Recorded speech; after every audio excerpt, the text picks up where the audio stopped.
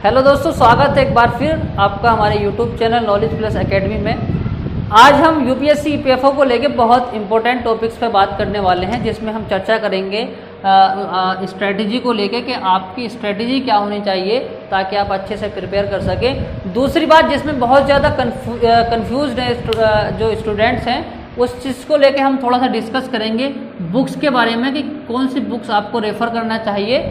और तीसरी सबसे ज़्यादा इम्पोर्टेंट बात कि आपका टारगेट कितने मार्क्स होना चाहिए आउट ऑफ 120, यानी कितने क्वेश्चन आपके ठीक होने चाहिए। टोटल क्वेश्चन 120 आपके इस एग्ज़ाम में होने वाले हैं, तो आपको कितना स्कोर करना चाहिए ताकि आप उसमें सेफ रह सकें। तो चलिए स्टार्ट करते हैं। सबसे पहले स्ट्रेटजी के बारे में।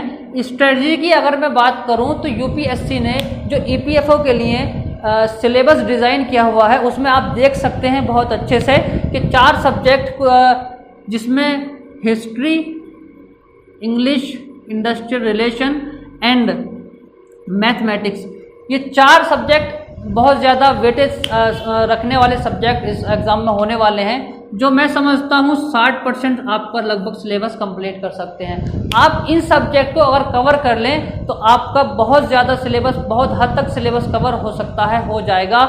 लेकिन अगर मैं बात करूँ अदर सब्जेक्ट की, जिसमें पॉलिटी है, इकोनॉमिक्स है, साइंस है, इन 3 सब्जेक्ट की करंट अफेयर्स है, ये सब्जेक्ट भी आप क्विट नहीं कर सकते, इन सब्जेक्ट को नहीं छोड़ सकते। लेकिन as compare to this subject आप थोड़ा सा टाइम ले सकते हैं उस सब्जेक्ट के लिए, बाद में कवर कर सकते हैं। लेकिन आपको जो अभी फ़िलहाल कवर करने हैं, इन 4 सब्जेक्ट को आपको बहुत अच्छे से कवर करना है। अब इन दोनों पोर्शन के अलावा एक और सब्जेक्ट बहुत ज़्यादा आपका इम्पोर्टेंट रोल प्ले करता है, अकाउंटिंग। इसको मैं सबसे अलग इसलिए लिख रहा हूँ कि बहुत जो मैक्सिमम कैंडिडेट्स हैं उनका बैकग्राउंड अकाउंटिंग का नहीं होता है, नहीं है, और वो इस चीज़ को लेके कन्फ्यूज़न है कि आपको अकाउंटिंग कैसे कवर करनी है। तो मैं 1 बाय 1 बताने वाला हूँ इस वीडियो में इन सब्जेक्ट्स के बारे में कि आपको किस तरीके से अपनी स्ट्रेटजी बनानी है, कैसे अपना टाइम टेबल डिज़ाइन करना है ताकि आप अच्छे से कवर कर सकें पूरा सिलेबस एंड सेफ रह सकें, अच्छा स्कोर कर सकें ईपीएफओ के एग्ज़ाम में। तो बने रहिए हमारे साथ और वीडियो को अंत तक देखिए ताकि आप अच्छे से इस चीज़ को समझ सकें। तो सबसे पहले मैं स्टार्ट करता हूँ इंग्लिश से। तो इंग्लिश की अगर बात करता हूँ तो इंग्लिश में जैसे कि आपने पिछले जो प्रीवियस ईयर का जो एग्ज़ाम का जो क्वेश्चन पेपर है वो आप देख चुके होंगे, मुझे उम्मीद है। अगर आपने नहीं देखा है तो आप उस चीज़ को एनालिसिस कर लीजिए, एनालाइज करिए और देखिए किस पोर्शन से कैसे तरीके से क्वेश्चन पूछे जाते हैं। इंग्लिश की बात करूं तो इंग्लिश में वोकैब्स बहुत ज़्यादा इंपॉर्टेंट रोल प्ले करती है। वोकैब्स को आपको जितने हो सके मैक्सिमम क्वेश्चन, आप मैक्सिमम जो वोकैब्स है, वर्ड्स हैं, एंटोनिम, सिनोनिम्स, वो आपको याद करने हैं, वो आपको याद करने ही पड़ेंगे।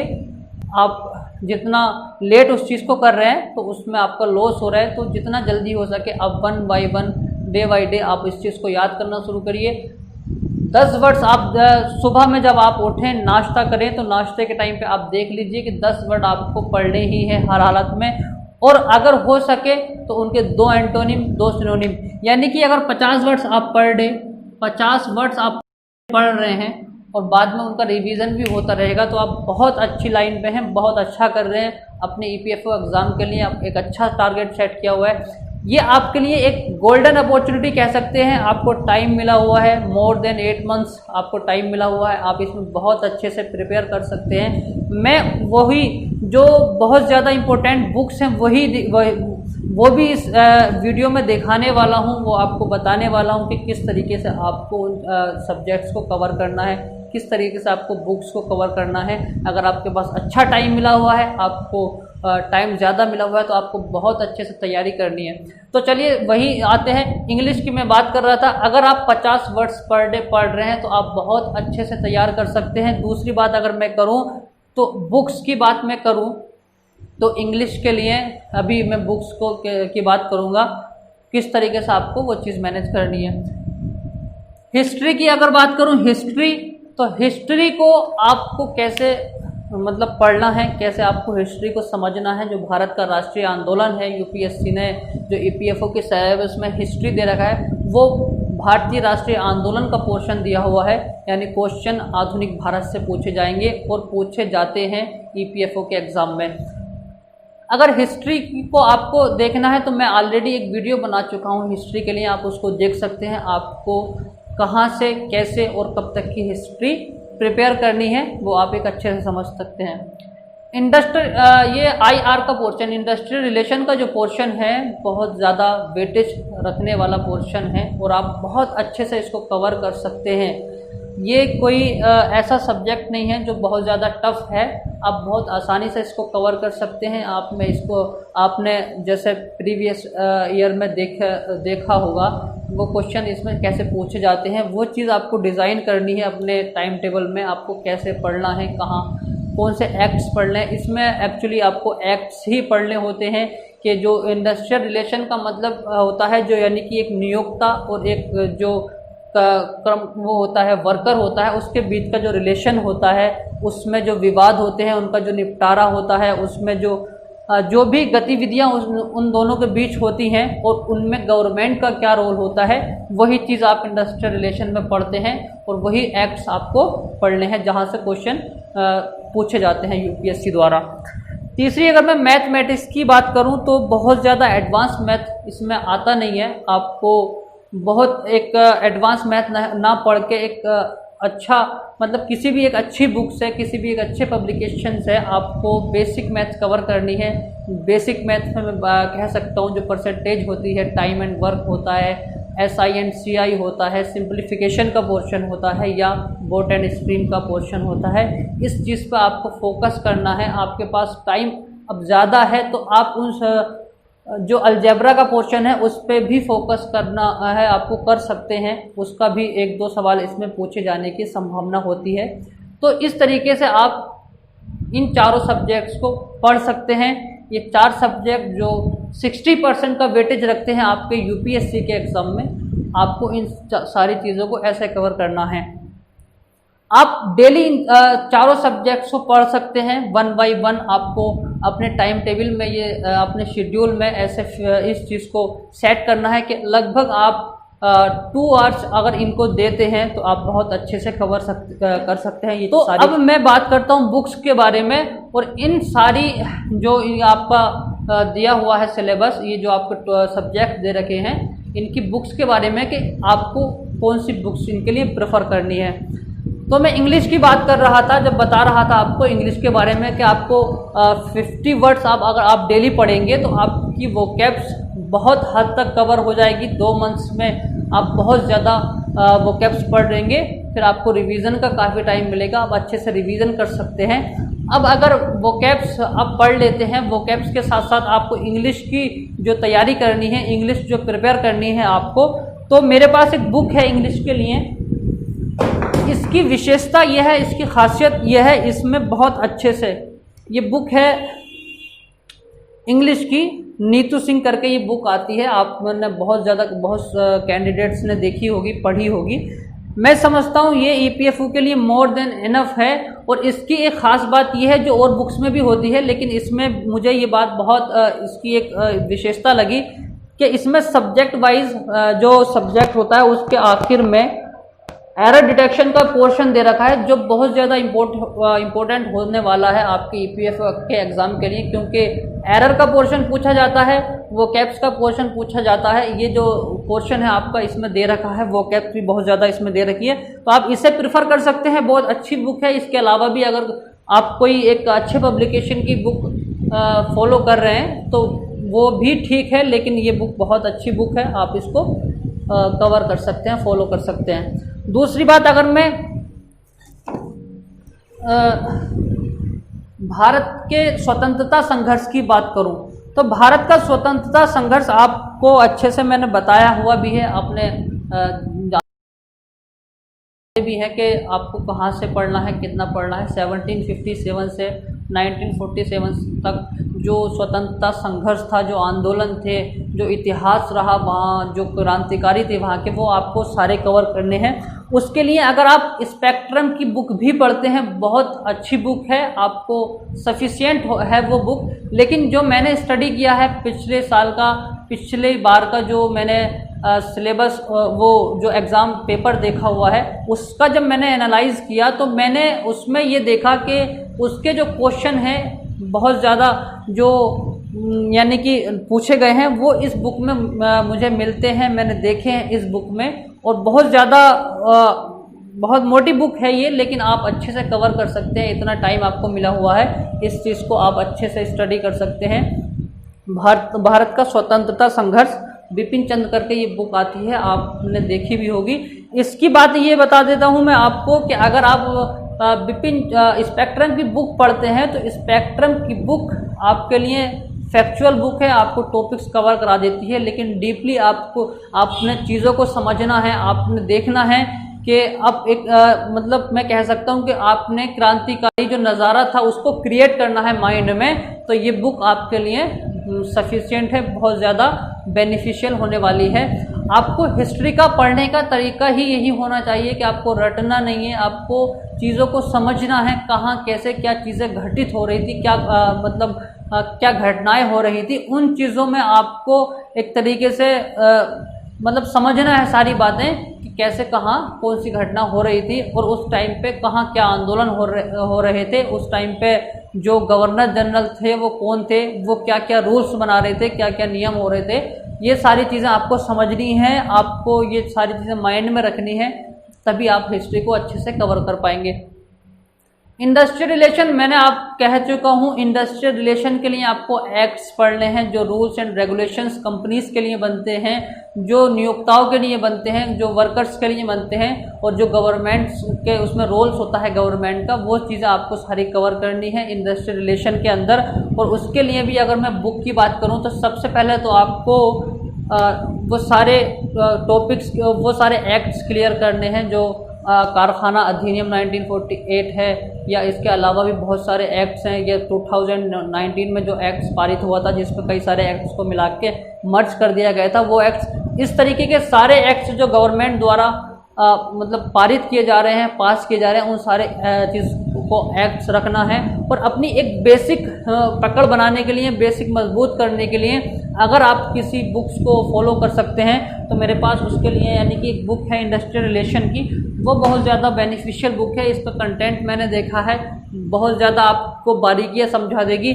मैं ये सारी बुक्स आपको सिर्फ इसीलिए दिखा रहा हूँ कि आपके पास काफ़ी टाइम में आप सारी बुक्स कवर कर सकते हैं, आप बहुत अच्छे से तैयारी कर सकते हैं। जब आपको तैयारी करनी ही है और आपको एग्ज़ाम देना है तो आप इन सारी बुक्स को फॉलो कर सकते हैं। ये बुक राजीव बंसल करके एक बुक है, औद्योगिक संबंध एवं श्रम अधिनियम, हिंदी मीडियम के लिए। तो ये सारी बुक्स मैंने आपको दिखाई, आपको इन सारी चीज़ से आप सारी चीज़ें कवर कर सकते हैं। लेकिन सबसे ज़रूरी चीज़ ये है, सिर्फ बुक्स आपके पास हों, सिर्फ आप उनको मतलब आप खरीद लें, लेकिन ऐसे काम नहीं चलने वाला है। आप जानते हैं कि कंपटीशन ज़्यादा टफ है, कंपटीशन टफ होने वाला है, एस्पिरेंट्स की जो संख्या है वो भी बहुत ज़्यादा है। अगर आप really you are serious to your exam, you are serious to your selection, तब आपको ये सारी चीज़ें करनी पड़ेंगी, आपको स्टडी करनी पड़ेगी। आप जितनी स्टडी कर रहे हैं उससे ज़्यादा आपको स्टडी करनी पड़ेगी। मैं समझता हूँ, मैं जानता हूँ ये आपके लिए टफ नहीं है, आपके पास एक गोल्डन अपॉर्चुनिटी है, आपको टाइम भी ज़्यादा मिला हुआ है, तो आप ये सारी चीज़ें कवर कर सकते हैं, बहुत अच्छे से कर सकते हैं। आप इन चीज़ों को इस तरीके से मैनेज कर सकते हैं। अकाउंटिंग की पोर्शन की अगर मैं बात करूं तो अकाउंटिंग का पोर्शन, जैसे मैंने बताया था, मैंने कहा था अभी कि अकाउंटिंग के लिए मोर देन 80% जो एस्पिरेंट हैं वो अकाउंटिंग के बैकग्राउंड से नहीं है। अगर आप अकाउंटिंग के बैकग्राउंड से हैं तो आपके लिए कोई टफ नहीं है, कोई ज़्यादा टफ वाली बात नहीं है। आप कोई भी एक स्पेशल बुक पढ़ लीजिए अकाउंटिंग की, तो आप बहुत अच्छे से सिलेबस इसका कर लेंगे, क्योंकि बहुत ज़्यादा कंसेप्चुअल क्वेश्चन नहीं पूछे जाने वाले हैं। एक फैक्ट आप समझिएगा, बातें जो चीज़ें हैं अकाउंटिंग की वो आपको समझ। अगर आपका बैकग्राउंड अकाउंटिंग का नहीं है तो मैं समझता हूँ आपको अकाउंटिंग का जो बेसिक चीज़ें हैं, जो बेसिक वर्ड्स हैं अकाउंटिंग में पूछे जाने वाले, जैसे एसेट्स होता है, लाइबिलिटीज़ होती हैं, और भी बहुत सारी जो वर्ड्स हैं, जो बेसिस ऑफ अकाउंटिंग है, वो आपको पढ़ने हैं पहले, वो आपको देखने हैं, नेट से देखने हैं, कहीं से भी आप वो चीज़ें कवर करनी है। लगभग 10 से 12 वर्ड आपको वो मिलेंगे, वो सारे कवर हो जाएंगे आपके। लेकिन अकाउंटिंग को अगर आप स्टार्ट कर रहे हैं, अभी आपने स्टार्ट नहीं किया, तो आपके लिए सबसे ज़्यादा ज़रूरी है कि आप 11th एंड 12th की NCERT ले लीजिए और 11th एंड 12th की NCERT आप कवर कर लीजिए।